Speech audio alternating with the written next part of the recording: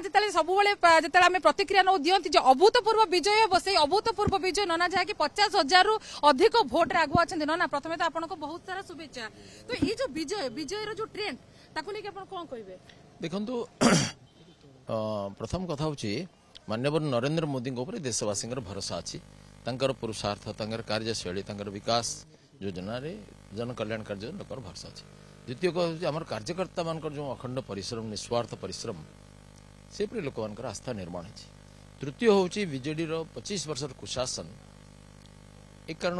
भ्रष्टाचार गणतंत्र को हत्या कर जो प्रक्रिया एवं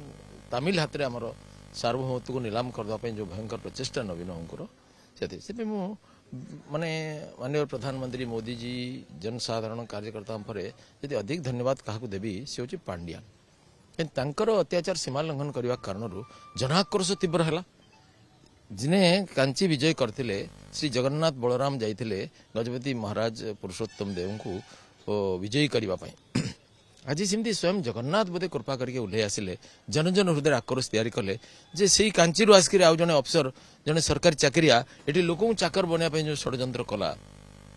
ये छल प्रपंच को समाप्त करी पुणी ओडिशार विजय करेले ये भारतर विजय है मोदी जी नेतृत्व में एवं ओडिशा रे गोटे प्रकार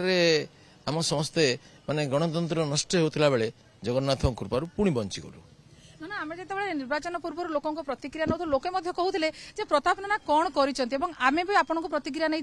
नना कौन कर रिपोर्ट कार्ड दिंतु किंतु से प्रश्न जे एते मात्रा रे भोट रे परिवर्तन हेबो से मैजिक केमिति काम कला मु कौन कहि जो मैंने कहते से जनता सहित कनेक्ट नथिले निहित स्वार्थ गोष्ठी कहते बोली जना पड़ो पब्लिक रो सेंटिमेंट अलग बोली आप देखिले जो मैंने कहते से अन्य दल पैसा खाई प्रचार करते निहित स्वार्थ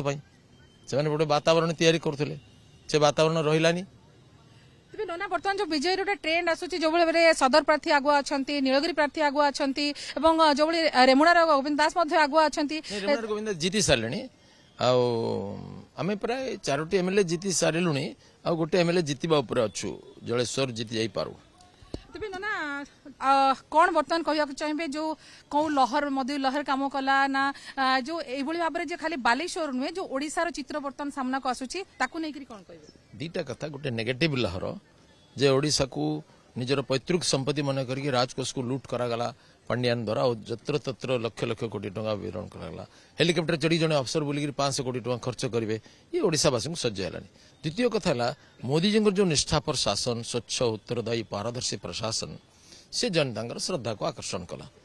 तो ओडिया अस्मिता कथा गोटे बेस चर्चा है ये ओडिया अस्मितार कथा कि निश्चय कथा ओडिया अस्मिता आज तमिलनाडु पाखे नीलाम हो जाऊला एवं ओडिशार नेता मंत्री अफसर माने